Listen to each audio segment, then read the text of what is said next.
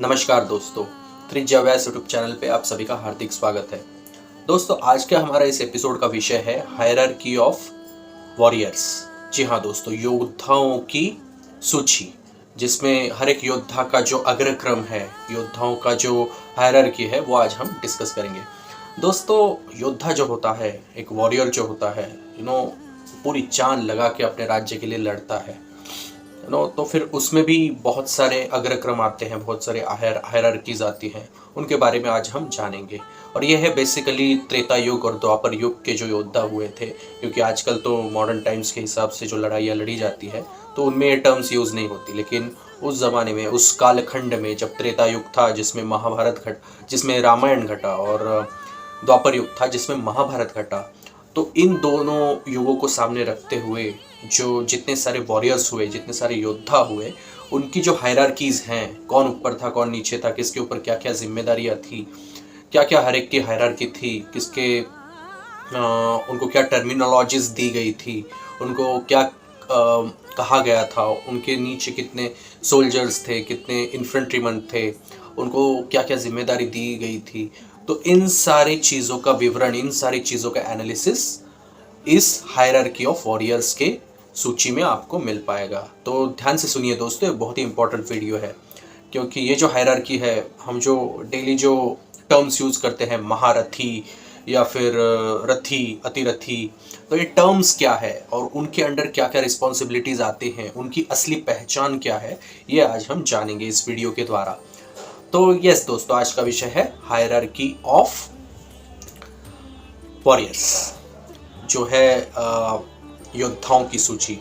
तो इसमें जो है दोस्तों 9 कैटेगरीज है, टोटल 9 कैटेगरीज, जिसमें हम जान पाएंगे कि एक सामान्य सैनिक से लेकर एक उच्चतम जो वर्ग है, वर्ग नहीं कहा जा सकता, लेकिन उच्चतम जो स्तर है योद्धाओं का, तो उसमें टोटल 9 कैटेगरीज है दोस्तों। जी हाँ दोस्तों, 9 कैटेगरीज। उसमें सबसे पहली कैटेगरी है पदतिक की। जी हाँ दोस्तों, पदतिक जो होता है वो सोल्जर ऑन फुट, मतलब जो सामान्य सैनिक होता है, इन्फेंट्रीमैन जिसे कहते हैं, सैन्य टुकड़ी का जो भाग होता है, ऐसा जो सैनिक है उसे पदतिक कहा जाता है। और पदतिक कौन होते हैं? पदतिक, जैसा कि आप जानते हो, जितना बड़ा सैन्य होगा, उस सैन्य का सबसे ज़्यादा भाग जो है, सबसे ज़्यादा नंबर जो कवर करते थे, वो पदतिक हुआ करते थे। Which is obvious thing for any army. The infantryman का जो नंबर है, द काउंट ऑफ इन्फेंट्रीमैन है, वो सबसे बड़ा होता है। That is how we come to know about the strength of that particular army, वो कितनी बड़ी है। अगर आर्मी के बारे में कहा जाए, फॉर एग्जाम्पल, अगर महाभारत में जो कौरव पांडव के बीच जो युद्ध हुआ था, उसमें कौरव के साइड में 11 औक्षोहिणी, जी दोस्तों, औक्षोहिणी, 11 औक्षोहिणी की सेना कौरव के बाजू से लड़ रही थी, उनके दल से लड़ रही थी। और जो पांडव जो थे, उनके बाजू से 7 औक्षोहिणी सेना लड़ रही थी। तो टोटल यहाँ पे 18 है। 18 औक्षोहिणी की सेना लड़ी थी महाभारत युद्ध में, जिसमें 11 जो थे वो कौरव के साइड से थे और 7 जो थे पांडवों के साइड से। ये 18 नंबर जो है वो महाभारत से लेकर बहुत ही इंपॉर्टेंट है दोस्तों, क्योंकि महाभारत का जो युद्ध था वो 18 दिनों तक चला। जो दोनों सेनाएं थी, 11 और 7, उन दोनों को अगर साथ में मिलाया जाए तो वो 18 नंबर आता है। महाभारत का युद्ध भी 18 दिन चला। और फाइनली जितने योद्धा जीवित रहे इस युद्ध के बाद, वो भी सिर्फ 18 ही थे। जी हाँ दोस्तों, 18 ही योद्धा जीवित रह पाए थे इस युद्ध के बाद। तो ये थी 18 नंबर की महिमा महाभारत के हिसाब से। ये अभी सब्जेक्ट है, इसके लिए मैं थोड़ा साइड में होकर ये आपसे ये जो ट्रिविया है, इंटरेस्टिंग फैक्ट है, वो शेयर कर रहा हूँ। तो जो 18 औक्षोहिणी की जो टोटल सेना थी, उनमें से अराउंड जो महाभारत युद्ध में जो हिंसा हुई थी, जितना नरसंहार हुआ था, वो था 50 लाख योद्धाओं का और सैनिकों का। जी हाँ दोस्तों, 50 लाख के करीब आदमियों का नरसंहार इस युद्ध में हुआ था। तो ये था एक अप्रॉक्सीमेट काउंट। तो 18 नंबर का महत्व हमने बता दिया कि 18 दिनों तक ये युद्ध चला। उसमें 18 औक्षोहिणी की सेना थी जो दोनों साइड से लड़ी, जिसमें कौरव की तरफ से 11 थे, 11 अक्षौहिणी, और पांडवों की साइड से 7 अक्षौहिणी थी। और बाद में इस युद्ध के बाद जितने योद्धा बचे वो भी थे 18। तो ये 18 नंबर का महाभारत से बहुत गहरा नाता है। तो जो पहला जो स्तर है, जो बेसिक स्तर है, वो है पदतिक। पदतिक जैसे हमने कहा, एक सामान्य सैनिक को पदतिक कहा जाता है। वो जो सोल्जर ऑन फुट जिसे कहते हैं, जो पैदल चलते हैं, जो इन्फेंट्री का भाग होता है, सैनिक की टुकड़ी का जो भाग होता है, वो होता है पदतिक। और दूसरा हमने कहा कि they consist a larger part of army. जी हाँ दोस्तों, किसी भी आर्मी का जो लार्जेस्ट पार्ट होता है वो पदतिक का ही होता है। जो सोल्जर्स ऑन फुट, पैदल जो सैनिक होते हैं, वो किसी भी आर्मी का लार्जेस्ट पार्ट कवर करते हैं।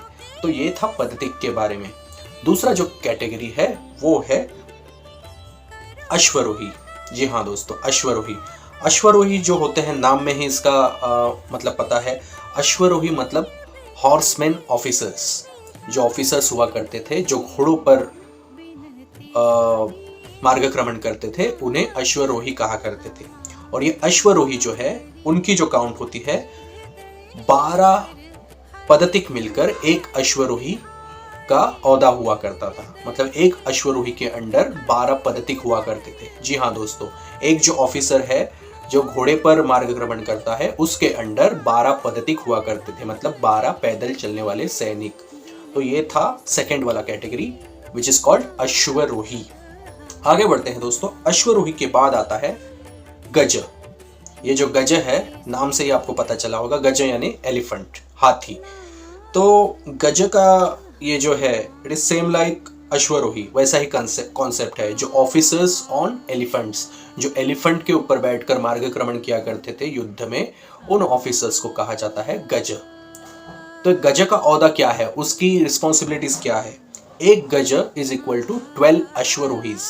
जी हाँ दोस्तों, ये 12 का जो काउंट है ना, वो आप याद रखिए, क्योंकि ये 12 का काउंट जैसे जैसे स्तर आगे बढ़ते जाएगा, वैसे वैसे ये काउंट सेम आपको रिपीट होता हुआ दिखाई देगा। तो ये जो गज है, विच इज इक्वल टू 12 अश्वरोहीज, जिसका सीधा सीधा मतलब है एक गज के अंडर 12 अश्वरोही हुआ करते थे। मतलब एक गज, जो हाथी के ऊपर मार्गक्रमण करने वाला जो योद्धा हुआ करता था, जो ऑफिसर हुआ करता था, उसके अंडर 12 अश्वरोही उसे रिपोर्ट करते थे। जी हाँ दोस्तों, 12 अश्वरोहियों की जिम्मेदारी एक गज संभालता था। तो ये जो हायरार्कीज हुआ करती थी, उसमें हर एक स्तर पर अपनी अपनी जिम्मेदारियां दी हुई थी। हर कोई एक एक चीज के लिए रिस्पॉन्सिबल हुआ करता था।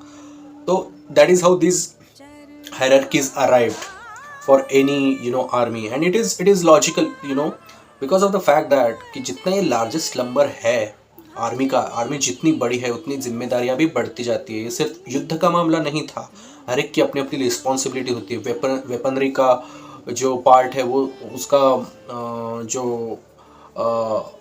स्टोरेज है वो देखना, वेपनरी हर एक के लिए अवेलेबल है कि नहीं।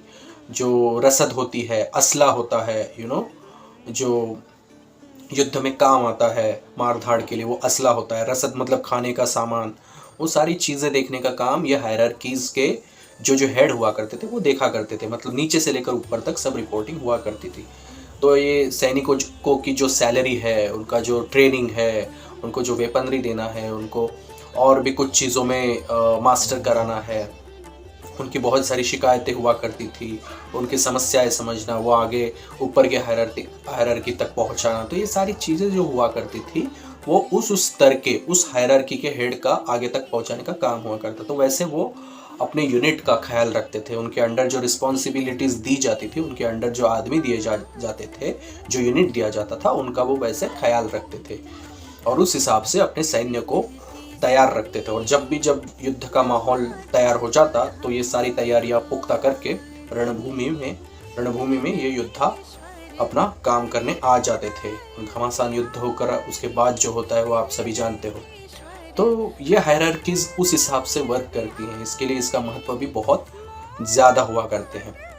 तो अब तक हमने देखा पदतिक, अश्वरोही और गज। आगे बढ़ते हैं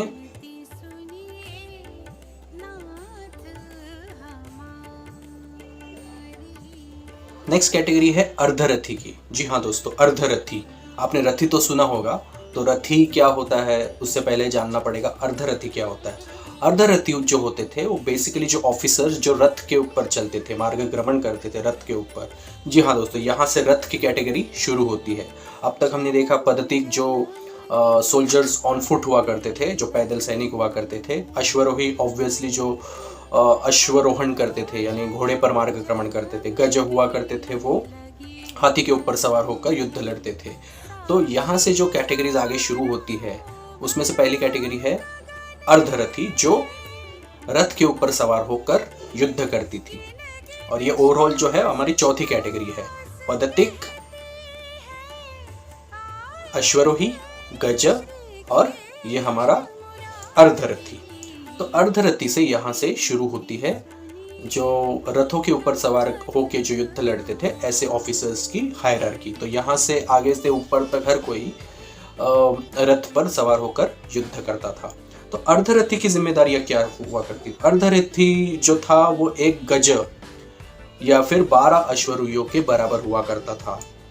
मतलब एक जो गज की जो रिस्पॉन्सिबिलिटी है वो सेम एक अर्धरथी की भी थी। जी हाँ दोस्तों, अर्धरथी was same equal to as 1 गज। That is why it is told कि 12 अश्वरोही की जिम्मेदारी एक अर्धरथी पर भी हुआ करती थी। तो ये जो रथी है, अर्धरथी है, उनकी कैटेगरी यहाँ पर आती है। और ये है हमारी चौथी कैटेगरी। आगे बढ़ते हैं पांचवी कैटेगरी जो है रथी की। जी हाँ दोस्तों, रथी। अब यहाँ से सारे एग्जाम्पल्स भी स्टार्ट हो जाएंगे, कौन से योद्धा रथी हुआ करते थे, यू नो। तो बेसिकली ये जो 4 कैटेगरी जो निचले हमने देखे वो ऑफिसर्स की थी, यू नो। जो हायरार्की का जो निचला स्तर हुआ करता था उसमें ऑफिसर लेवल जो बेसिकली पूरे सैन्य को गाइड करते थे। तो अभी रथी से शुरू होगा, यू नो, हर एक योद्धा का उदाहरण आना। हर एक जो योद्धा जो जिन्होंने लड़ाई की थी त्रेता युग और द्वापर युग के ज़माने में, तो उनका पूरा जो उदाहरण है, उनका पूरा जो क्लासिफिकेशन है वो अभी रथी से शुरू होगा। रथी ऑब्वियसली नाम के हिसाब से रथ पर सवार होने वाले, रथ पर बैठकर मार्गक्रमण करके युद्ध लड़ने वाले योद्धा। तो रथी जो है वो थे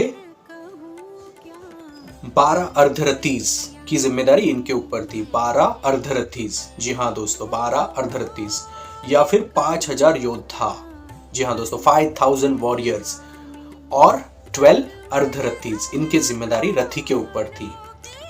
ये थोड़ा ध्यान में रखना, थोड़ा विचित्र होगा, लेकिन अब जब आप पूरा टेबल सामने देखोगे तो ये चीज़ें आपको समझ में आएगी। जैसे हमने कहा था, ये 12 का जो आंकड़ा है वो आप ध्यान में रखिए क्योंकि ये बार बार रिपीट होगा। तो इसका महत्व इस कंपैरिजन में, इस फ्लो चार्ट में, इस हायरार्की चार्ट में बहुत ही इंपॉर्टेंट है।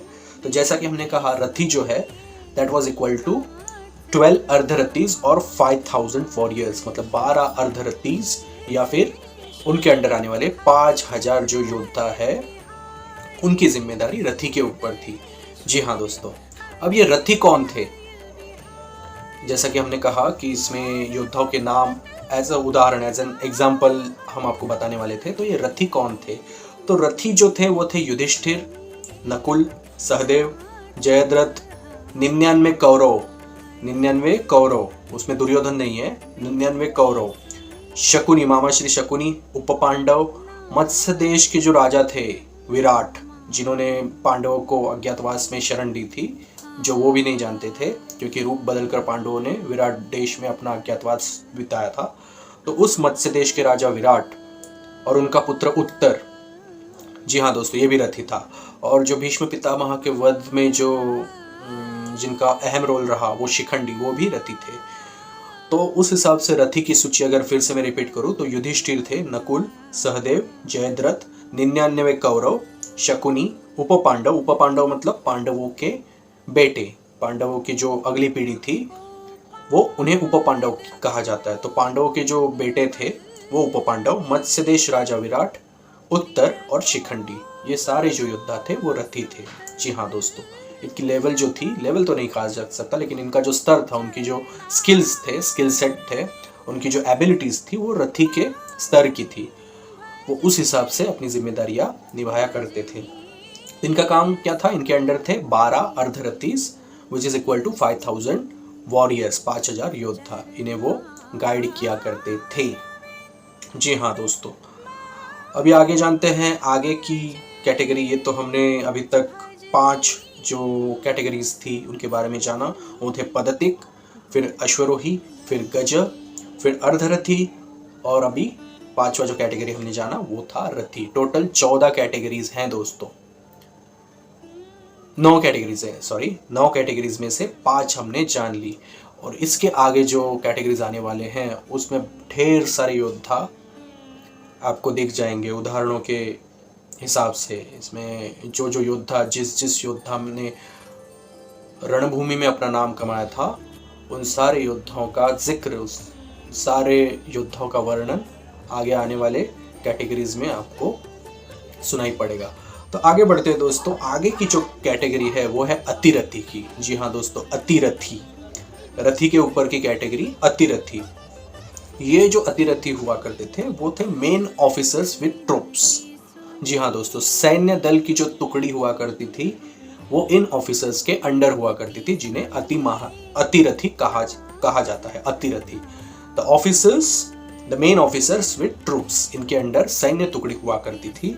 और इनका अगर जिम्मेदारी का बयान अगर किया जाए तो दिस वॉज इक्वल टू 12 रथीज, मतलब 12 रथीज इनके अंडर रिपोर्ट किया करते थे, और 60,000 वॉरियर्स।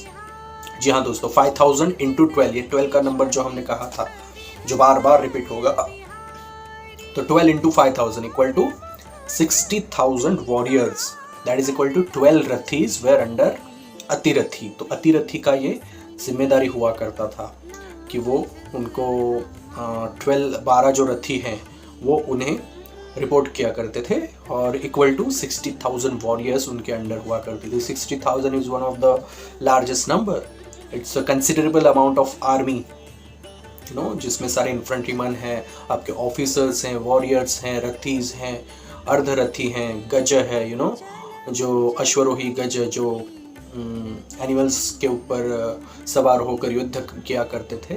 तो ये सारे कैटेगरीज जो है वो अतिरथी के जिम्मेदारी में आया करते थे। तो अतिरथी कौन थे, इनके बेसिक एग्जाम्पल्स अगर देखा जाए त्रेता युग और द्वापर युग के, मतलब रामायण और महाभारत के, तो इसके बारे में अगर जाना जाए तो अतिरथी थे दुर्योधन। जी हाँ दोस्तों, दुर्योधन। फिर आते हैं भीम, सत्यकी, यादव कुल के, भगवान श्री कृष्ण जी के यादव कुल के सत्यकी, कीचक जो मत्स्य देश विराट राज्य से बिलोंग करते थे, जरासंध, इनका नाम तो आपने सुना ही होगा, द्रुपद, घटोत्कच भीम के पुत्र, फिर शल्य, कृतवर्मा, ये भी यादव कुल के थे, रुक्मी, ये विदर्भ राज्य से थे, सुशर्मा, विभीषण, विभीषण तो आप जानते ही हो, जामवन, लव और कुश, ये राम जी के, श्री राम जी के बेटे। तो ये जो सारे योद्धा थे वो अतिरथी थे, जिनके अंडर 12 रथीज या फिर 60,000 वॉरियर्स योद्धा इनको रिपोर्ट किया करते थे, या फिर इनकी जिम्मेदारी अतिरथी के रूप में ये निभाते थे। तो कौन थे ये अतिरथी, फिर से जानेंगे उनके नाम, दुर्योधन, भीम, सत्यकी, कीचक, जरासंध, द्रुपद, घटोत्कच, शल्य, कृतवर्मा, रुक्मी, सुशर्मा, विभीषण, जामवन, लव और कुश। जी दोस्तों, इतने सारे योद्धा थे जो अतिरथी हुआ करते थे। तो ये हायरार्की से आप समझ जाओगे कि कौन सा योद्धा किस स्तर पर है और उसके अंडर कौन सी जिम्मेदारियां हैं।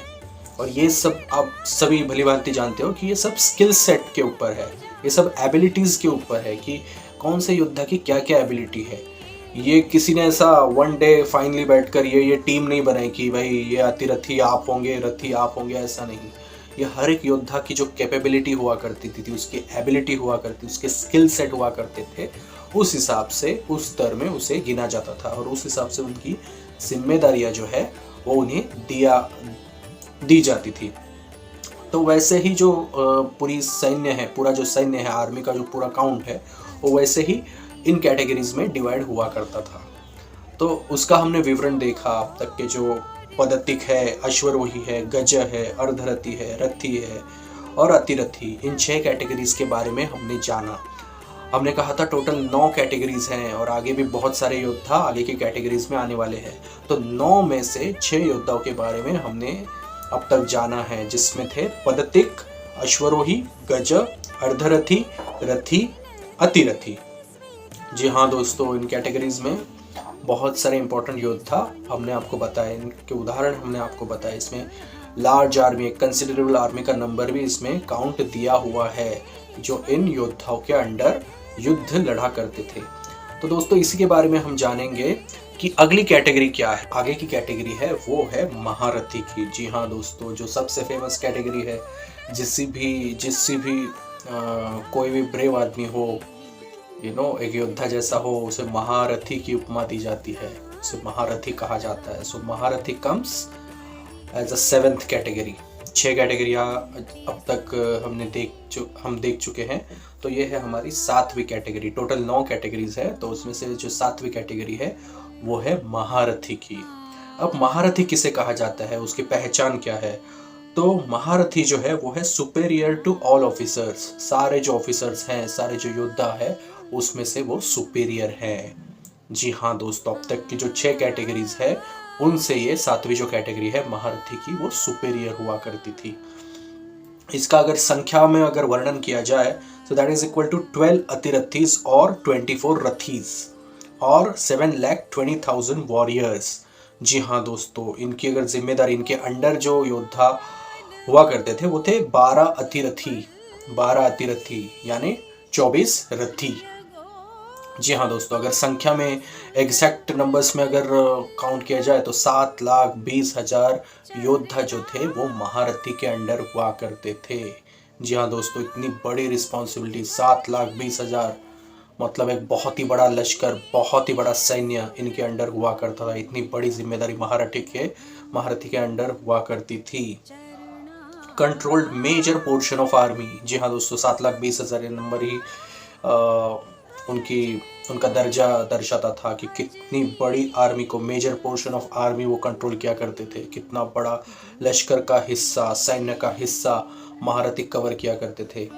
तो ये यहाँ से जो 3 कैटेगरीज हैं जो हैं, इसके बाद ये 7वीं है, 8वीं और 9वीं, ये बहुत बड़े रिस्पॉन्सिबल सेनानी थे अपने किसी भी सेना के लिए। तो महारथी was one of the category, जिसके बारे में मैं फिर से रिपीट करता हूँ, सुपीरियर टू ऑल ऑफिसर्स, सारे ऑफिसर्स में सर्वोत्तम हुआ करते थे। अब तक के जो 6 कैटेगरीज हमने देखा उसमें से सर्वोत्तम ये 7वीं महारथी की कैटेगरी हुआ करती थी। इक्वल टू 12 अतिरथीज और 12 रथीज, 24 रथीज और 7,20,000 वॉरियर्स। 12 अतिरथी या फिर 24 रथी या फिर 7,20,000 योद्धाओं के बराबर ये महारथी हुआ करते थे। मतलब इनकी जिम्मेदारी महारथी संभाला करते थे। तो एक महारथी एक सैन्य के लिए कितना इंपॉर्टेंट हुआ करता था, ये चीज इस संख्या से जानी जाती है। तो महारथी कौन हुआ करते थे त्रेता युग और द्वापर युग में, उसके उदाहरण भी हम देखेंगे। तो उसमें पहला नाम आता है पितामह भीष्म जी का। जी हाँ दोस्तों, पितामह भीष्म ये महारथी हुआ करते थे। आचार्य द्रोण मतलब द्रोणाचार्य, कृपाचार्य, कर्ण, अर्जुन। जी हाँ दोस्तों, कर्ण, अर्जुन, रावण, कुंभकर्ण, अभिमन्यु, अश्वत्थामा, वाली, वो जो वाली और सुग्रीव 2 भाई थे वानर सेना के, वाली, अंगद, सुग्रीव। अंगद जो थे वो वाली के बेटे थे। और नरकासुर, यह असुर जाति का एक राक्षस हुआ करता था, नरकासुर, जिसका भगवान श्री कृष्ण जी ने वध किया था। और इस इवेंट के ऊपर दिवाली में एक दिन भी आता है, नरक चतुर्दशी। ये जो नरक चतुर्दशी है, इस दिन भगवान श्री कृष्ण जी ने नरकासुर का वध किया था। तो ये नरकासुर भी महारथी हुआ करता था। उसके वॉरियर के हिसाब से जो उसका जो स्तर था, हायरार्की के हिसाब से उसका जो लेवल था वो था महारथी का। हम फिर से जानते हैं ये योद्धा कौन है, फिर से हम रिपीट करते हैं। पितामह भीष्म, आचार्य द्रोण मतलब द्रोणाचार्य जी, कृपाचार्य, कर्ण, अर्जुन, रावण, कुंभकर्ण ये दोनों भाई, अभिमन्यु जो अर्जुन के पुत्र थे, जिन्हें चक्रव्यूह में सारे योद्धाओं ने मिलकर मारा था, 7 महारथियों ने मिलकर मारा था, अश्वत्थामा, वाली, अंगद, सुग्रीव और नरकासुर। ये बेसिक एग्जाम्पल्स हैं महारथी कैटेगरी के योद्धाओं की। जी हाँ दोस्तों, ये उदाहरण हम इसलिए आपको बता रहे हैं कि उदाहरणों के जरिए आप जान सकते हो कि ये कैटेगरीज जो है, हायरार्की का जो स्तर है, ये जो अग्रक्रम का जो स्तर है, उसमें हर एक योद्धा कहाँ कहाँ फिट हुआ करता था, उनकी योग्यता क्या थी, उनके स्किल सेट क्या थे, कैपेबिलिटीज, एबिलिटीज क्या थी, उनकी रिस्पॉन्सिबिलिटी, जिम्मेदारियां क्या थी, इन उदाहरणों से हम जान सकते हैं कि कौन सा योद्धा किस लेवल की जिम्मेदारी निभा रहा था युद्ध में। तो ये बहुत ही बड़ी बात है दोस्तों। ये थी हमारी 6वीं कैटेगरी। आगे बढ़ते हैं। आगे की कैटेगरी है अति महारथी की। जी हाँ दोस्तों, अति महारथी, महारथी के ऊपर जो कैटेगरी है वो है अति महारथी। ये हमारी 8वीं कैटेगरी है। उसके बाद फाइनल जो 9वीं कैटेगरी आएगी वो भी हम बताएंगे। टोटल 9 कैटेगरीज है, जिसमें से 8वीं जो कैटेगरी है वो है अति महारथी की। अब अति महारथी की पहचान क्या थी? मास्टर्स ऑफ वेपनरी, सारे जो अस्त्र शस्त्र हुआ करते थे उनमें ये मास्टर थे, यानी पारंगत थे, तरबेज थे, वेल स्किल्ड थे इन सारे शस्त्र और अस्त्रों में। कुड डिस्ट्रॉय ऑल स्ट्रैटेजीज, व्यूहास एंड इल्यूजन्स। जी हाँ दोस्तों, जो भी रणनीति हुआ करती थी, जो भी योजनाएं बनती थी, उन्हें डिस्ट्रॉय, उनको नष्ट करने का, उसका विध्वंस करने का उनकी एक कैपेबिलिटी हुआ करती थी। जो व्यूह हुआ करते थे, चक्र व्यूह है, कमल व्यूह है, ये जो सारे व्यूह हुआ करते थे वो उन्हें पहचान कर उन्हें नष्ट किया करते थे, उसे निष्प्रभ करने की ताकत उनमें थी। और जो इल्यूजन हुआ करते थे, इल्यूजन मतलब जो होकर भी जो नहीं होता है और नहीं होकर भी जो होता है, ऐसे जो इल्यूजन्स हुआ करते थे उन्हें भी ये समझा करते थे, उन्हें ढूंढकर उन्हें नष्ट किया करते थे। इल्यूजन क्या होता है? मतलब फॉर एग्जांपल जयद्रथ वध के दौरान जो सूर्यास्त हुआ था, सूर्य का जो अस्त हुआ था कुछ देर के लिए, वो एक्चुअली ग्रहण था। मतलब अगर ग्रहमान के हिसाब से देखा जाए तो वो ग्रहण था, लेकिन अगर हम दूसरे तरीके से अगर उसे जाने तो वो श्री कृष्ण जी की लीला थी, उनकी वो माया थी, जिसकी वजह से कुछ देर के लिए सूर्यदेव धरती पर नहीं दिखाई दिए गए थे। वो सूर्यास्त हुआ ऐसा कौरव सेना को लगा था, लेकिन असल में कुछ देर के बाद वो फिर से प्रकट हुए सूर्यदेव, और फिर सबको ज्ञान हुआ कि सूर्यास्त अब तक नहीं हुआ।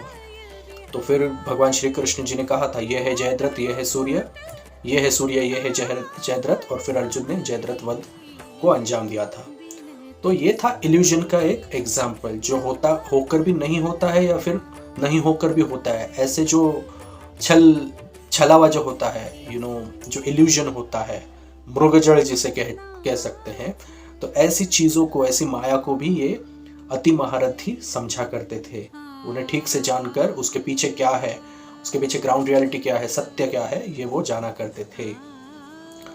तो नंबर्स के बारे में अगर जाना जाए तो इक्वल टू 12 महारथीज और 86,40,000 वॉरियर्स। जी हाँ दोस्तों, ये 12 महारथी के बराबर थे। मतलब इनके अंडर 12 महारथी इनको रिपोर्ट किया करते थे, इनके अंडर थे।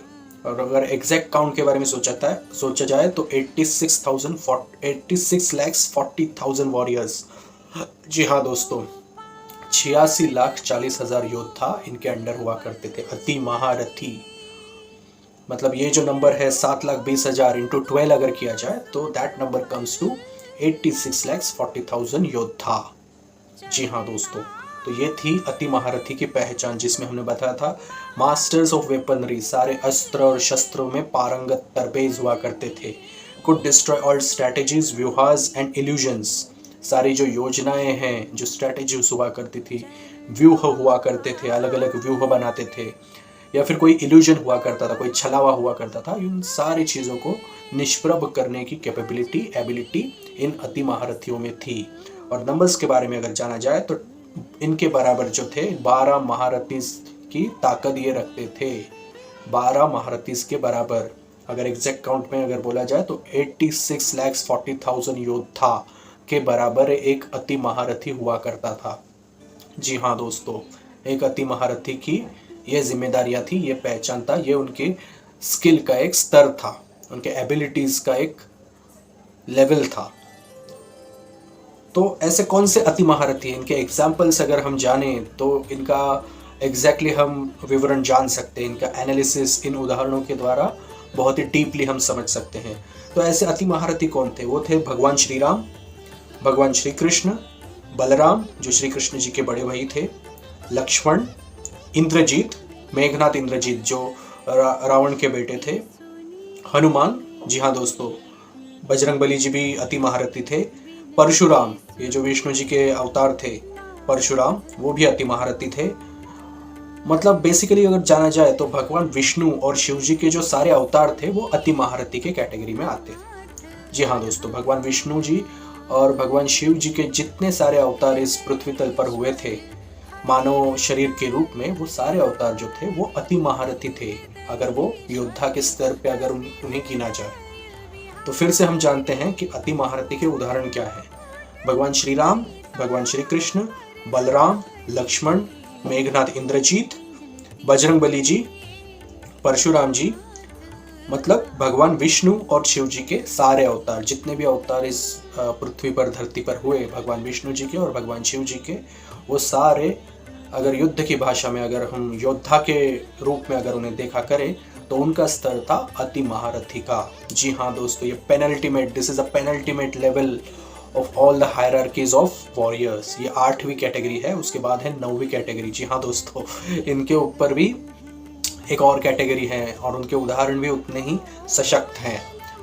तो अगर भगवान श्री राम जी हैं और भगवान श्री कृष्ण जी अगर अति महारथी हैं तो उनके ऊपर की कैटेगरी कैसी होगी, तो उनके बारे में जानेंगे।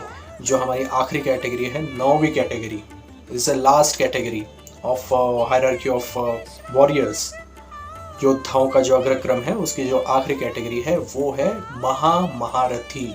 जी हाँ दोस्तों, आपने सही सुना, महामहारथी। तो महामहारथी कौन हुआ करते हैं, उनकी अगर बेसिक अगर पहचान अगर हम जाने तो वो थे गॉड्स। जी हाँ दोस्तों, ये बेसिकली भगवान का जो रूप है जिन्हें हम पूजते हैं वो थे बेसिकली महामहारथी। गॉड्स इक्वल टू 24 अति महारथी। जी हाँ दोस्तों, महामहारथी के नीचे 24 अति महारथी के हमने उदाहरण देखे हैं। वो थे भगवान श्री राम जी, भगवान श्री कृष्ण जी, बलराम, लक्ष्मण, इंद्रजीत, हनुमान, परशुराम और भगवान विष्णु और भगवान शिव जी के सारे अवतार वो हैं अति महारथी। तो ऐसे 24 अति महारथी मिलके एक महामहारथी हुआ करते थे। इनके बराबर 24 अति महारथी के बराबर एक महामहारथी हुआ करता था। That is why it is called कि दे वेर गॉड्स। ये जो भगवान हुआ करते थे, भगवान का जो रूप है वो महामहारथी के कैटेगरी में आया करता था। तो अगर एग्जैक्ट अगर वॉरियर्स के काउंट में अगर इसे गिना जाए तो 20,73,60,000 वॉरियर्स। जी हाँ दोस्तों, 20,73,60,000 योद्धाओं को अगर मिलाया जाए तो एक महामहारथी बनता है।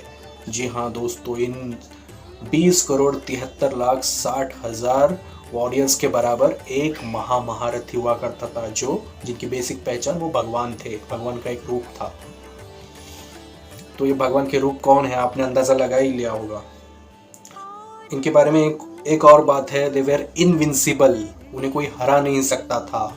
अजिंक्य थे वो, जिन्हें कोई जीत नहीं सकता। इनविंसिबल, अजिंक्य, जिन्हें कोई जीत नहीं सकता। And best class among warriors, योद्धाओं का सबसे best of the best class था ये, इनके ऊपर कोई और नहीं था। This was one of the best class among the warriors, योद्धाओं का सर्वोत्तम स्तर है ये, जो इनविंसिबल था, अजिंक्य था, जिन्हें कोई हरा नहीं सकता था।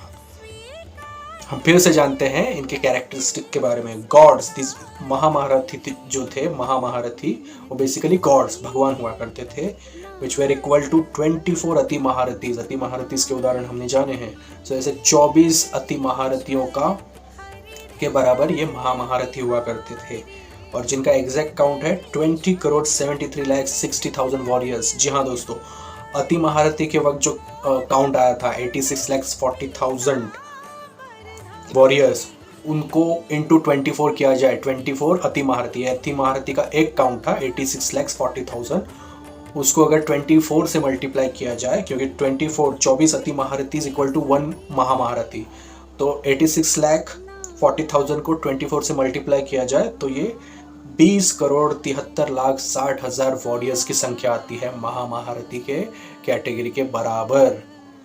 और ये कौन थे? ये इनविंसिबल्स थे, ये अजिंक्य थे, इन्हें कोई हरा नहीं सकता था।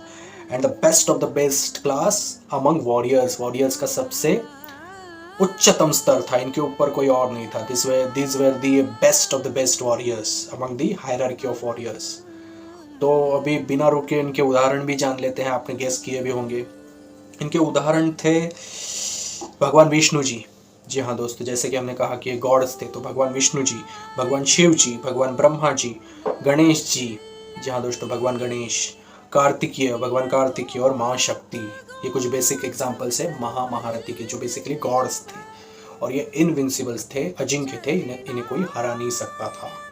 तो ये दोस्तों थी हमारे 9 कैटेगरीज हायरार्की ऑफ वॉरियर्स के अंडर, जिसके बारे में हमने डिटेल में जाना, उनके कैरेक्टरिस्टिक्स जाने, उनके उदाहरण भी जाने। और ये उदाहरण जो थे, जो योद्धा की जो पहचान हम करते थे, उनके अंडर जो योद्धा आते थे, संख्या बल आता था सैन्य का, उस हिसाब से उनकी जिम्मेदारियां और उनके ओवरऑल कैपेबिलिटीज़, एबिलिटीज़, स्किल्स के बारे में हम एक अंदाज़ा तो ज़रूर लगा सकते हैं।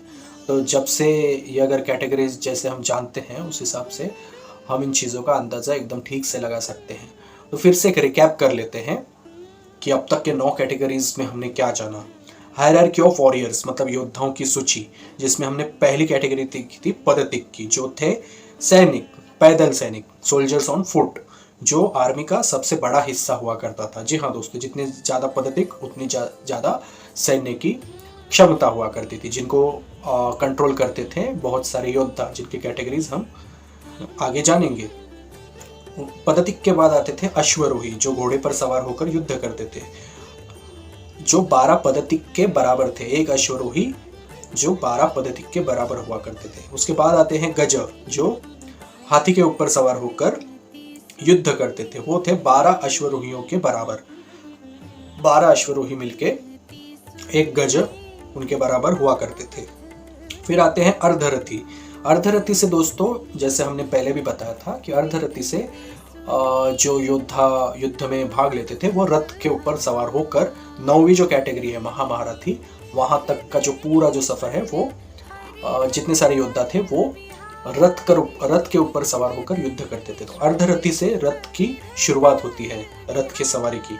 तो एक अर्धरथी जो था वो एक गज या फिर 12 अश्वरोहियों के बराबर था। उसके बाद जो आती है 5वीं कैटेगरी जो हमने देखी, वो थी रथी की। रथी जो थे वो 12 अर्धरथियों के बराबर थे, मतलब 5000 योद्धा। जी हाँ दोस्तों, 5000 योद्धा के बराबर एक रथी हुआ करता था। फिर है अतिरथी, जो 6वीं कैटेगरी है। अतिरथी जो थे 12 रथियों के बराबर। जी हाँ दोस्तों, इनके अंडर 12 रथी थे या फिर 12 रथियों के बराबर इनका बाहुबल हुआ करता था। अगर एग्जैक्ट काउंट के बारे में सोचा जाए तो 5000 × 12, तो वो आता है 60,000 योद्धा। जी हाँ दोस्तों, 12 रथी, एक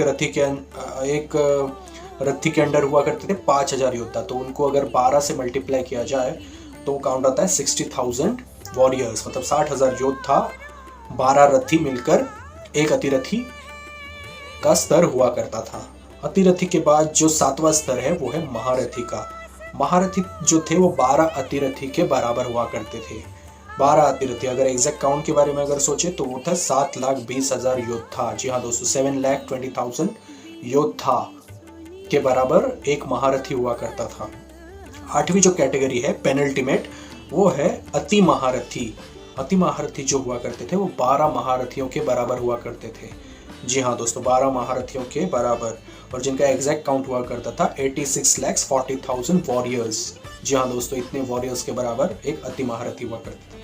और जो लास्ट कैटेगरी है महारथी, जो भगवान की कैटेगरी है, वो थे 24 अति महारथियों के बराबर। जी हाँ दोस्तों, 24 अति महारथी मिलके एक महारथी बना करते थे, जो थे इनविंसिबल, अजिंक्य हुआ करते थे, जिन्हें कोई हरा नहीं सकता था। अगर एग्जैक्ट काउंट के बारे में अगर हम सोचे तो वो था 20,73,60,000 योद्धा। जी हाँ दोस्तों, इस बड़े संख्या बल के हिसाब से एक महारथी उसकी बराबरी करता था। इतने बड़े संख्या बल को वो गाइड किया करते थे, कंट्रोल किया करते थे। तो दोस्तों, ये थी योद्धाओं की सूची, हायरार्की ऑफ वॉरियर, जिसमें हमने टोटल 9 कैटेगरीज देखे, उनके उदाहरण भी देखे, उनके कैरेक्टरिस्टिक्स भी देखे।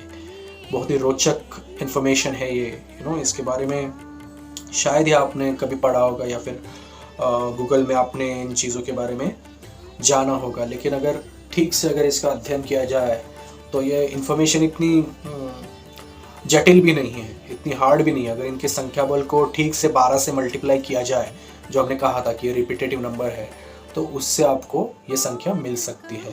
तो हर एक जो स्तर है, 9 जो स्तर हैं योद्धाओं के, उसके बारे में हमने जाना। बहुत ही रोचक इसकी इन्फॉर्मेशन थी। तो दोस्तों ये था आज का हमारा वीडियो। हमारे वीडियो को ऐसे ही लाइक, सब्सक्राइब, कमेंट और शेयर किया कीजिए। ऐसे ही रोचक इन्फॉर्मेशन के बारे में जानने के लिए हमारा ये त्रिज्या व्यास यूट्यूब चैनल देखा कीजिए। परिजनों के साथ इसे शेयर किया कीजिए। और ऐसे ही रोचक वीडियोस देखने के लिए हमारा ये चैनल आप सब्सक्राइब, लाइक, कमेंट और शेयर किया कीजिए। आपको ढेर सारा धन्यवाद और प्यार। आज के वीडियो में बस इतना ही। नमस्कार।